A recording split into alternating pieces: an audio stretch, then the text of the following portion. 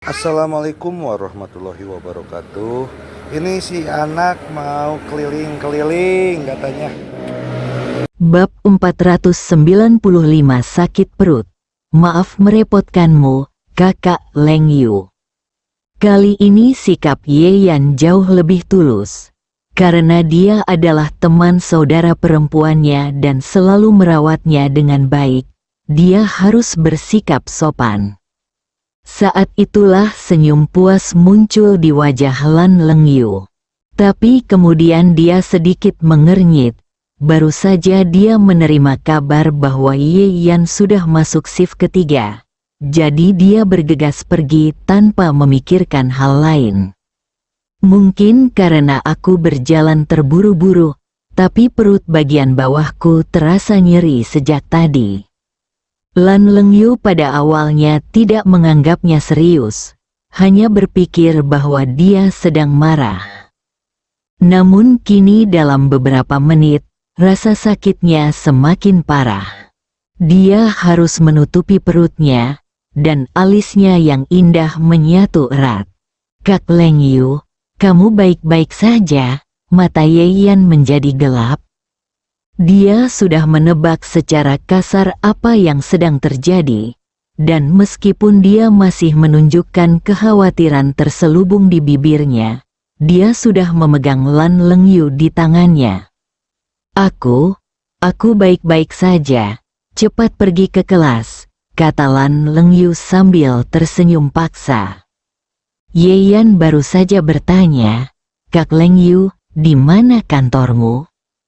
Lan Leng Yu hanya merasakan sakit di perut bagian bawahnya semakin parah dan tanpa peduli sopan santun, dia menunjuk ke arah. Ye Yan mendukungnya dan kembali ke kantor selangkah demi selangkah. Mengingat tingkat TLS Business School, setiap guru kelas tentu saja memiliki kantor terpisah. Ini besar dan memiliki tempat tidur single untuk tidur siang. Ye Yan membantu Lan Leng Yu berbaring di tempat tidur. Ye Yan, panggilkan ambulans untukku. Lan Leng Yu mengertakkan gigi dan menahan rasa sakit sambil berkata. Ye Yan berkata dengan tenang, sudah terlambat. Dia pertama-tama mengulurkan tangannya untuk menyentuh pergelangan tangannya, dan ekspresinya sedikit menjadi gelap. Saudari Leng Yu, apakah kamu sudah makan banyak produk es dan makanan laut akhir-akhir ini? Lan Leng Yu tertegun sejenak, lalu sedikit tersipu. Dia juga berusia 30-an. Tetapi dia tidak pernah bisa menghilangkan kebiasaan serakahnya. Lalu, dia terkejut. Dia tidak pernah memberitahu siapapun bahwa dia selalu pergi makan sendirian. Tapi sekarang bukan waktunya bertanya. Lan Leng Yu hanya mengangguk. Ye Yan merenung sejenak, lalu berkata, Kak Leng Yu, rahimmu sedang flu dan perutmu lemah. Makanya aku memintamu pergi ke rumah sakit untuk pemeriksaan sebelumnya. Kamu pasti sedang menghadapi hari-hari yang tidak nyaman akhir-akhir ini, kan? Lan Leng Yu mengangguk tanpa sadar. Ye Yan berkata, itu saja. Kamu terlalu banyak makan produk es dan makanan laut. Tiba-tiba perut dan usus terasa masuk angin. Makanya sakit sekali. Saat dia berbicara, dia mengeluarkan kotak jarum dan mensterilkannya. Ye Yan, apa yang kamu lakukan? Lan Leng Yu terkejut. Dia tidak menyangka kalau sahabatnya, sang adik, akan benar-benar membawa barang-barang ini bersamanya. Ye Yan berkata dengan tenang, sindrom flu datang dengan sangat cepat. Tetapi penyakit ini bukanlah penyakit yang sulit diobati. Saya mengetahui beberapa keterampilan medis yang cukup untuk menyelesaikan masalah. Jika saudari Leng Yu tidak mempercayainya, Anda dapat menelepon saudara perempuan saya untuk mengonfirmasinya. Sangat sulit bagi Lan Lengyu untuk membayangkan betapa kuatnya seseorang yang begitu muda dalam keterampilan medis. Tapi Ye Yan berbicara dengan nada yang jelas dan tenang. Bahkan ketika dihadapkan pada situasi yang tidak terduga, dia sangat tenang dan tidak panik sama sekali. Ketenangan ini sebenarnya memberi Lan Lengyu rasa percaya. Rasa sakit yang tajam mengganggu pikirannya. Lupakan saja, aku akan mempercayaimu sekali saja. Jika terjadi kesalahan, aku akan mencari Yunlan untuk menyelesaikan masalah. Setelah Lan Lengyu selesai berbicara, dia berbaring lemah di tempat tidur. Ye Yan tersenyum lega dan mengulurkan tangan untuk mengangkat pakaian di perutnya, memperlihatkan perutnya yang rata dan indah. Tubuh Lan Lengyu secara refleks menegang, mencoba memblokirnya. Lalu aku melihat mata Ye Yan, yang sama sekali tidak menunjukkan kecabulan, namun sangat tenang, tajam, dan fokus. Entah bagaimana, hatinya perlahan menjadi rileks. Ye Yan mengeluarkan jarum filiform dan memasukkannya tanpa ragu-ragu. Pada saat yang sama, energi batin meresap ke dalam tubuh Lan Lengyu seperti aliran sungai. Lan Lengyu sama sekali tidak merasakan dinginnya jarum perak itu. Sebaliknya, dia merasakan bola panas memasuki tubuhnya melalui jarum itu. Rasa sakit yang menusuk di perut bagian bawah hilang karena panas dan langsung terasa lega. Matanya membelalak karena terkejut, luar biasa. Teknik akupuntur ajaib macam apa ini? Sebelum dia bisa menghela nafas, tembakan kedua, tembakan ketiga. Gerakan Ye Yan halus dan tepat. Saat setiap jarum menembus tubuh Lan Lengyu, rasa sakit di perut bagian bawahnya perlahan mereda. Sebaliknya, ada perasaan hangat dan nyaman.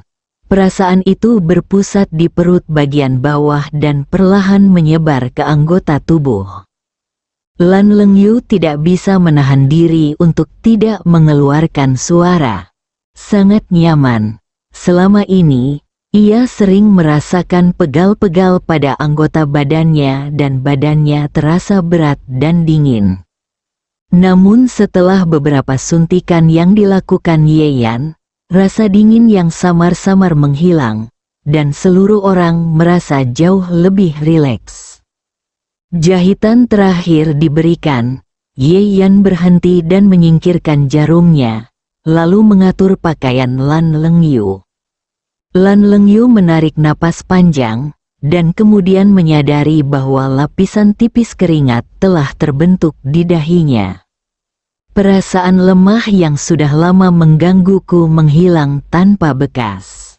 Dia mengulurkan tangan dan mengepalkan tangannya karena tidak percaya. Ya Tuhan, ini luar biasa, Lan Lengyu bergumam pada dirinya sendiri. Kemudian, dia menatap Xing Ye Yan dengan mata cemerlang. Kamu benar-benar memiliki kemampuan seperti itu, dan gadis itu Yunlan tidak memberitahuku. Ye Yan tersenyum, ini salahku. Aku tidak memberitahu adikku sebelumnya. Tetapi saya benar-benar tidak percaya berapa umur Anda untuk memiliki keterampilan medis yang luar biasa. Jika orang-orang tua di ibu kota mengetahui hal ini, bukankah mereka akan melompat dari gedung karena malu dan marah, menenangkan rasa sakit di hatinya karena terkejut? Kak Lengyu, kamu melebih-lebihkan. Ye Yan melambaikan tangannya dengan bingung. Tapi Lan Lengyu tahu bahwa dia tidak melebih-lebihkan sama sekali. Ia mengidap penyakit yang serius ketika masih kecil. Walaupun sudah sembuh, namun kesehatannya kurang baik. Namun tidak ada masalah yang berarti. Tak lain adalah kurang tidur, mudah lelah, dan nafsu makan buruk. atau tanpa sebab, anggota tubuh Anda mungkin terasa mati rasa, lemas, atau seluruh tubuh terasa dingin. Suaminya Ji Daoling adalah keturunan langsung dari keluarga Ji di Beijing. Meski bukan pewaris keluarga, status dan kekuasaannya tidak rendah. Oleh karena itu, mereka yang datang untuk merawat Lan Lengyu tentu saja bukanlah dokter biasa, melainkan dokter papan atas di ibu kota. Tidak ada cara yang baik untuk orang-orang ini. Mereka hanya bisa meresepkan obat dan merawat diri mereka sendiri secara perlahan. Tapi sekarang, perasaan tidak nyaman yang mengganggu Lan Lengyu selama bertahun-tahun sebenarnya dihilangkan oleh Ye Yan dengan beberapa jarum filiform. Bagaimana ini tidak mengejutkannya? Kamu telah melakukan hal-hal yang bahkan tidak dapat dilakukan oleh orang tua di ibu kota. Saya tidak melebih-lebihkan sama sekali ketika mengatakan ini. Ye Yan tersenyum dan tidak menjawab kata-katanya. Dia baru saja mengubah nadanya dan berkata, "Saudari Leng Yu, aku akan memberimu resep. Kamu bisa meminumnya selama setengah bulan dan tubuhmu akan menjadi lebih baik." Setelah selesai berbicara, Ye Yan mengambil pena dan kertas lalu menulis catatan. Lan Lengyu mengambil resepnya dan menghela nafas. Sudah berakhir, bab 496 pinjamkan padaku. Ye Yan tertegun sejenak, tidak mengerti maksudnya. Lan Lengyu berkata dengan tatapan tak berdaya, "Lihat, kamu telah banyak membantuku. Aku harus berterima kasih. Tapi adikmu adalah sahabatku. Kalau aku memberimu uang, itu terlalu boros. Kamu tidak perlu memberimu hadiah. Sebagai wanita yang sudah bersuami, aku tidak bisa memberikan tubuhku padamu." Apa yang bisa saya lakukan? Setelah Lan Lengyu selesai berbicara, dia merentangkan tangannya. Baru saat itulah Ye Yan menyadari bahwa ketika mereka pertama kali bertemu, wanita ini tampak dingin dan tidak bisa didekati. Penampilannya yang hidup dan out of the box sekarang adalah karakter aslinya. Tapi coba pikirkan, bagi wanita sekuat kakaknya, orang yang bisa menjadi sahabatnya bukanlah wanita sekuat itu. Dia menggelengkan kepalanya. "Saya mengatakan bahwa saya adalah sahabat saudara perempuan saya, jadi saya harus membantu." Kali ini, Ye Yan melipat resep tertulisnya dan menyerahkannya pada Lan Lengyu.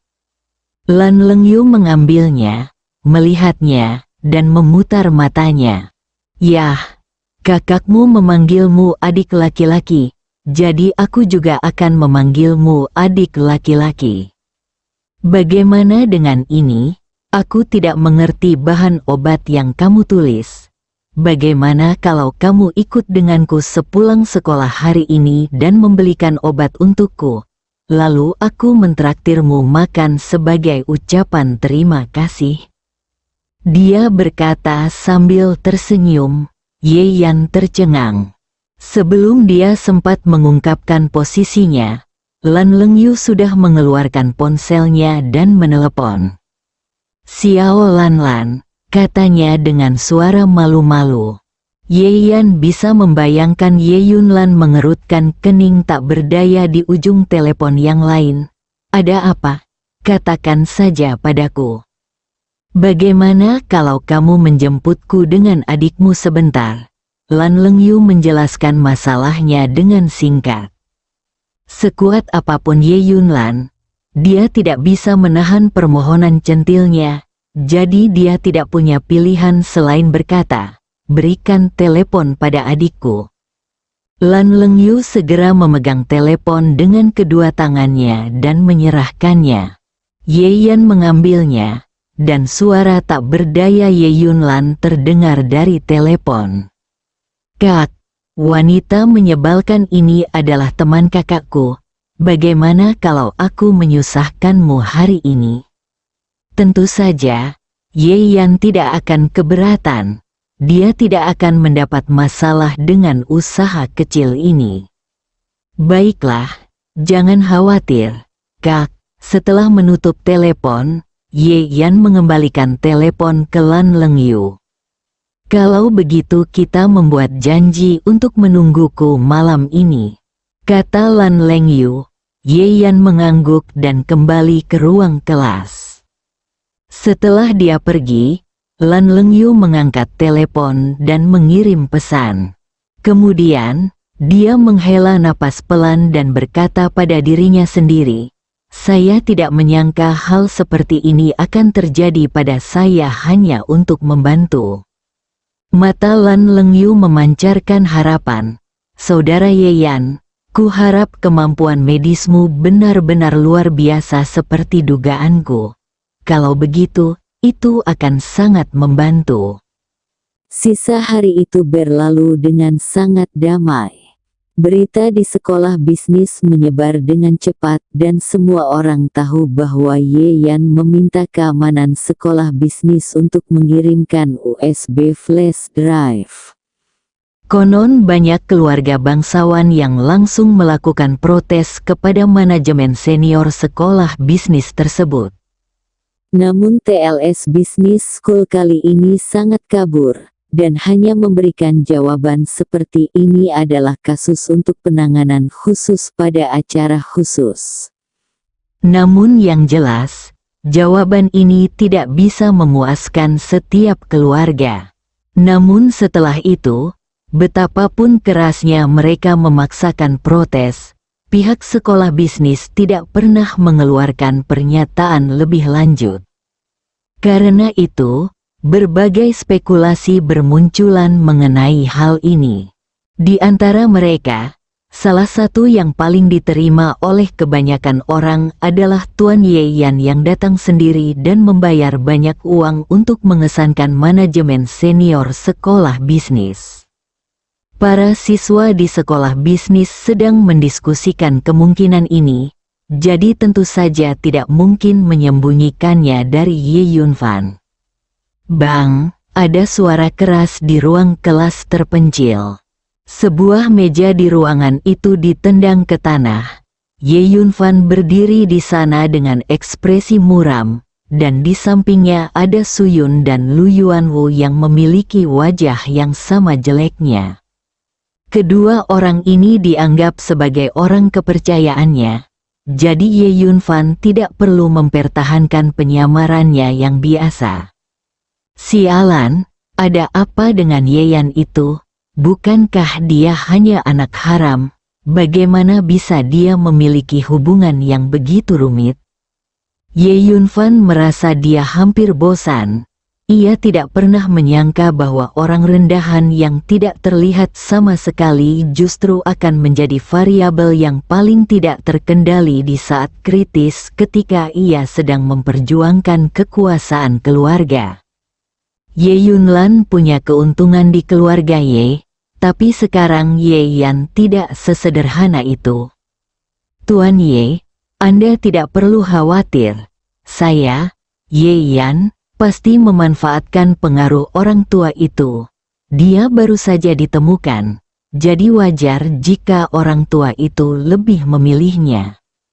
Lu Yuanwu juga berkata, "Ya, Tuan Ye hanya punya waktu beberapa hari lagi. Tanpa perlindungannya, Ye Yan bukanlah apa-apa, dan dia hanya akan menggunakan beberapa keterampilan medis sesat." Ekspresi Ye Yunfan tidak membaik. Yang saya khawatirkan adalah keterampilan medisnya yang tidak lazim. Melihat tatapan bingung Su Yun dan Lu Yuanwu, Ye Yunfan menghela nafas. "Apa yang kamu tahu? Yang paling penting bagi pria dan wanita lanjut usia itu adalah berapa lama mereka bisa hidup." Anak laki-laki itu menyembuhkan kakek Ye Yuntian. Bagaimana menurut orang lain? Apakah mereka berpikir jika suatu hari mereka perlu memperpanjang hidup, mereka dapat mengandalkan orang rendahan ini? Jika ini masalahnya, lalu bagaimana orang-orang tua yang memegang kekuasaan itu bisa membantuku memperebutkan kekuasaan dengan bajingan itu dan Ye Yunlan? Semakin banyak Ye Yunfan berbicara, dia menjadi semakin kesal.